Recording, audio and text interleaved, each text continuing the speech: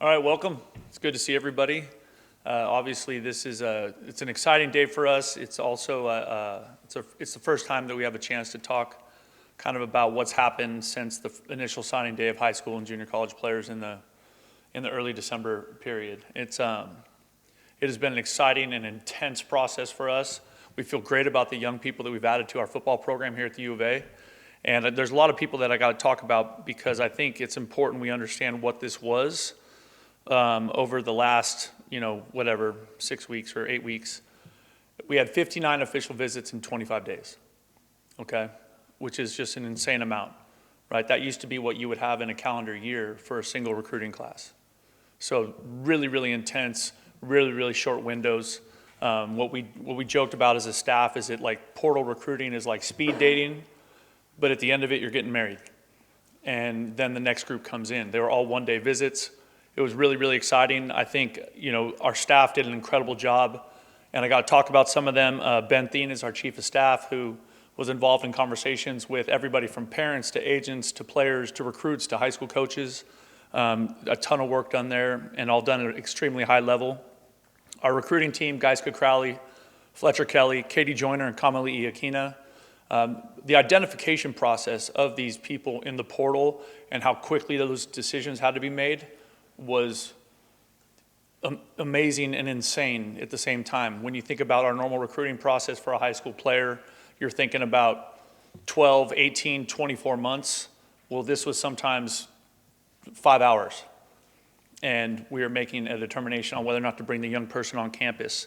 Our compliance, Kristen Arquilla, I think Ben was on the phone with her at midnight last night, finalizing one of the letters of intent, or not the financial aid agreement for one of the recruits that we signed today. She was always available, always on it. She was outstanding. Our academics, right? Part of that, you bring in 59 players, they have to give the academic. Our CATS program is incredible, right? We have a team GPA over a 3.0 in the fall semester, which is something that absolutely has to be celebrated because that is very, very hard to do. And I'm so appreciative of the people over in CATS. And so Andy Salgado was the one that was giving all these presentations to these recruits, to their parents. And it didn't matter what day of the week because it was a 7-day-a-week process. It wasn't like we took a day off in the middle of it. And then our training staff and our, Paul Smith and Colin Carroll, our strength staff, both of them, every recruit, every family wants to know, how are you going to take care of our son or our brother or our grandson, and how are you going to develop him?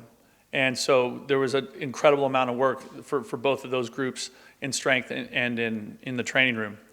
Tobruk Blaine with Beyond Football, I think that's one of the best things we do. We just had an incredible event with Lance Briggs and Paul Shields up there just talking about building your brand and life after football. And just Tobruk does an incredible job. And so for every one of these recruits, Tobruk made a presentation about how she was going to help them build a meaningful life beyond the football field.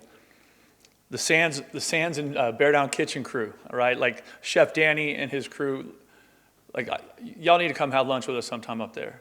Like the juice that these people bring to work every day, the positive energy, like what they mean to our team, the relationships they have with our players, and all the student athletes here at Arizona is incredibly special. And that's a lot of meals they had to prepare for all of us during these visits. Our creative team, Steve Gonzalez, Mackenzie Hamilton, Chris Hogan, and when you start seeing this stuff on social media, right, that's all these edits, the pictures that are taken, the videos that are produced, just an incredible amount of work from them, just a lot of fun. And then Lauren Vossler and Courtney Deflison with our onboarding team, that's also a logistical nightmare, right? Because you have a super tight window trying to get all these players here in time for the start of school, which was, I think, January 14th or 15th. A really tight window, and you have Christmas break, and you're trying to accelerate this process for them. Where are they going to live? All these things. They got to get into school. They got to have all their academics situated. So they were incredible. And then also our athletic administration, Desiree Reed Francois and her team. Tony Daniel, Rachel Blunt, and Bud Sasser, and they all had different roles to play in it. The really cool thing that I think everybody needs to know is that for almost every one of these athletes, Desiree made time for them.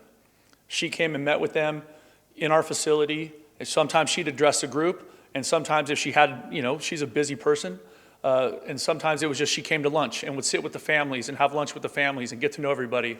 And so her effort was outstanding. And then I think our coaching staff did an incredible job because obviously, like I've said, 59 official visits in 25 days is like nothing any of us have ever experienced. And it was intense and it was exciting. And our coaches' wives were involved. And we're so grateful for them because they're part of this, right? They're part of the family vibe and how it feels around here. So them showing up to these official visits was so important. So we're excited. 33 mid-year enrollees, right? Which is much different than we had a year ago because we missed the first portal based on when we were hired. And so now those players are here. And there's players that we've chosen to be here. And we can't wait to get going. All right, we'll open up for questions. We'll start with Justin. So I think total you have 22 offensive and defensive linemen added for Correct. this recruiting cycle. How important is it to add the size and get better in the trenches? Well, I think that, you guys have heard me say it before, but I firmly believe the games are won up front, both sides of the ball. And I think that's a place that we had a lot of room to grow last year. And so that was something from the start as we spoke, as a staff in here and putting all the pieces together, we knew we had to address that. Because it wasn't just about first line players, it was about creating an incredible amount of competition in that space so that competition forces that to elevate. And so that's what we were focused on, going into this thing. So 12 offensive linemen, 10 defensive linemen, and we're really excited about all those kids. Mike, did Jenna think of that? About a third of this recruiting class is from Texas. Clearly was a priority for you. Can you just talk about what, it means to get more kids from that part of the country? Well, I think it's a natural because we're going to be, there's multiple teams in our conference that play in Texas. So for us to be able to go into that state, obviously there's several coaching members on our staff that have deep ties to Texas, which is really, really important. There's also a lot of really good high school football players there. The state of Arizona is always going to be our priority in recruiting, absolutely number one, right? But we're going to have to fill out other pieces of that, and given the proximity of Texas and also the high level of high school football there, and then on top of that, how many games that we're going to be playing there, it makes it a super easy choice for us, and because of all those things. Just wondering if you could talk about your philosophy on JUCO recruiting and maybe how it's overlooked, but you guys landed multiple players from JUCOs this cycle. Well, I think, we are looking for people that we think best fit us. And that was one of the things that we talked about so much is we were looking for people that are tough, love football, and want to be here at the University of Arizona. And there are a handful of junior college players that fit that in the positions of need. And so we were measuring that against what was available in the portal, a high school player or a junior college player. And every program is going to be different that way. And every program has different needs. I think, as we're looking across college football, I think it's going to be interesting to see what this looks like after this cycle, because when I'm anticipating people turning over 40 to 60% of their roster every year. And so where are you going to get those players?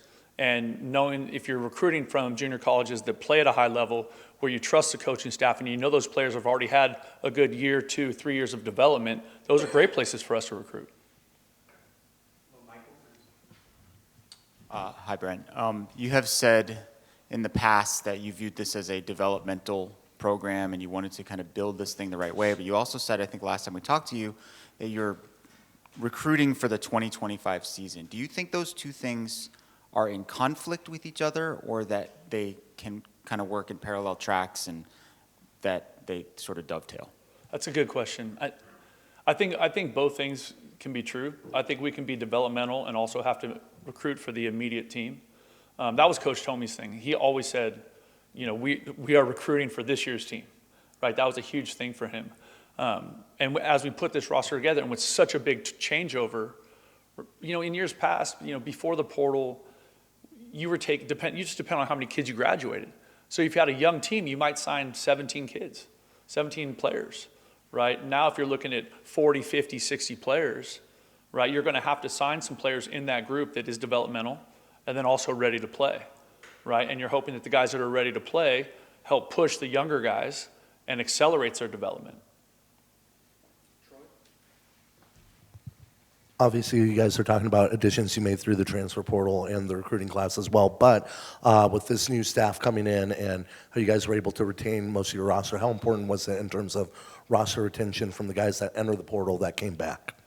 I think that was awesome, and I think all the coaches did a great job, and I think that speaks to how special the University of Arizona is.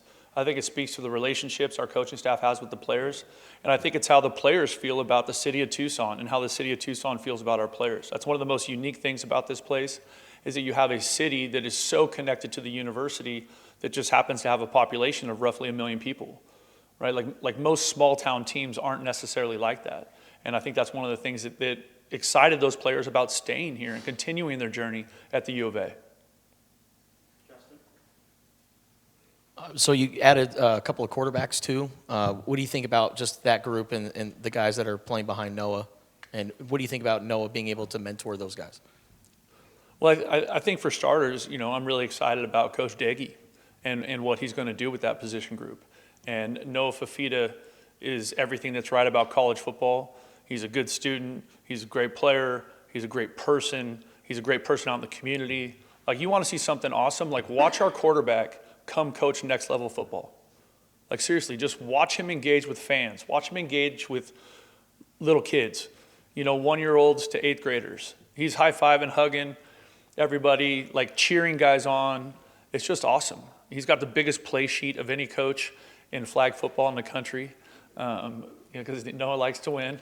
But, I think the pieces that we added there are going to help us, right? There's a mix of young and experienced in the quarterback room, and I think that's good.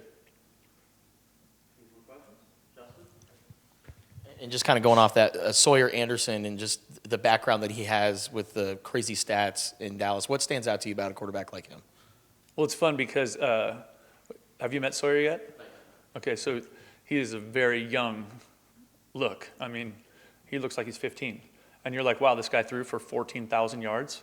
You know what I mean? But he's just a baller. And the stuff he does, you see him throw on the move and escape and make plays with his feet, but also still be able to make every throw. And obviously the critical part of that was Coach Daggy's relationship with him when Coach Daggy was at Purdue, right? So he had history with Sawyer. Obviously, both being Texas quarterbacks, I think there's obviously a connection there. But we're excited about Sawyer, but we're excited about Braden. We're excited about all of them. And it's going to be a lot of fun to watch that position compete and develop and improve as we go. When you look at this team compared to what you had a year ago, do you feel like this is more your team rather than one you inherited and had to make the most of, that you had more of a say in the guys you wanted here? Yeah, I mean, I think naturally, right? Especially when you're talking about, by the start of fall camp, we're going to bring in 53 new players, right? So, and we've already brought in 33. So when you combine like some of the stuff we did late in the portal last spring with what we brought in this kind of December, January, I think it definitely feels more that way. Sort of a two-part question here. I know you like those.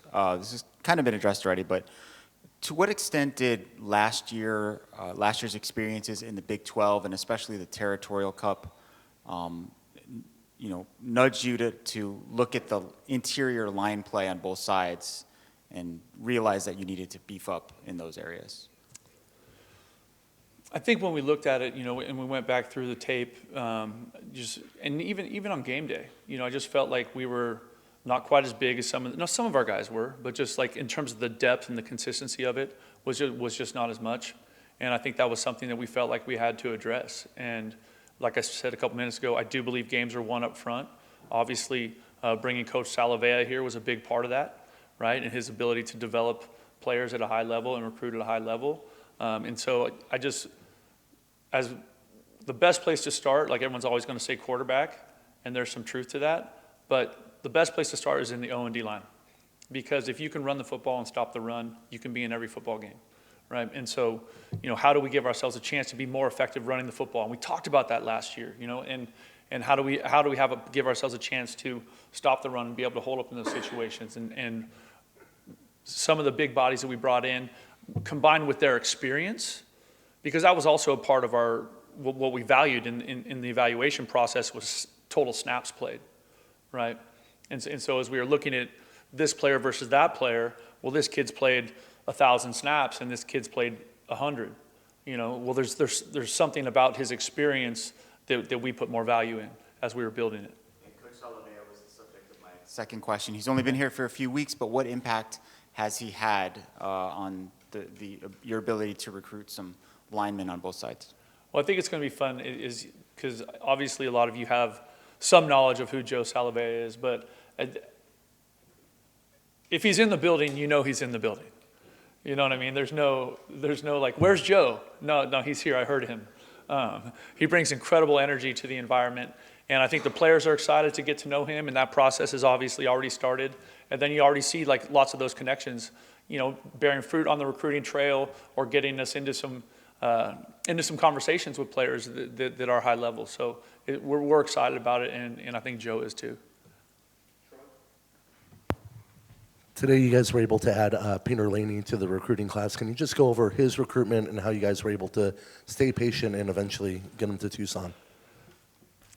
Obviously, Peter's a young man that we have a lot of history with. It's cool because he also has history with Fafita and with that family from Southern California. And so I do think one of the reasons that we were able to put together a really strong recruiting class, whether that was what we signed in early December or what we added in the portal window, was because our players believe in what's happening here. Your players are your best recruiters, I promise you. And those guys were incredible helping us do that. And they were also super impactful with Peter Lange. And Peter Lange is, because obviously he made the announcement in early December that he was going to Washington, and we were disappointed. But then we were kind of on to the next thing, And then when it came back around, we were excited to get back involved. A two-part question.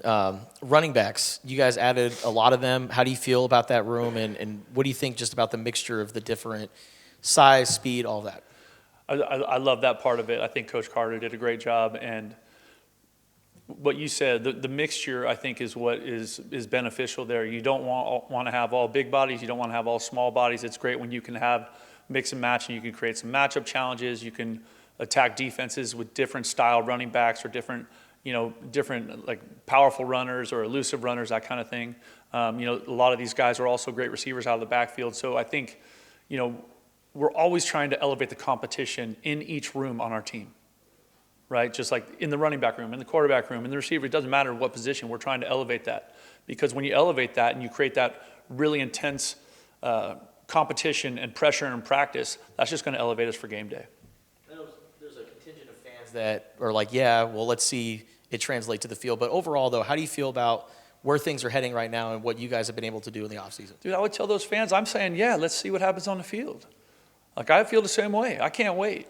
I can't wait to get going with these guys. And I love the start we're off to with Coach Carroll and the strength staff. The energy, the intensity of our workouts so far have been fantastic. But like everybody else, yeah, I'm excited too, and so is his coaching staff. We feel great about the young people we've brought in here, and we're excited to get to work with them. We're, 7 weeks away from spring ball? And 6? All right, can't happen. Can't be here soon enough. In the first National Signing Day press conference, you said that your two priorities were O-line and receivers, and we talked about the O-line. So what can you just make of, guys like Luke and Trey you brought in and what they can bring? Well, we obviously brought in a lot, and I think Coach Wade did a fantastic job, and also Caleb Moore, our GA there. But that was something that we felt like we had to identify just going through the season.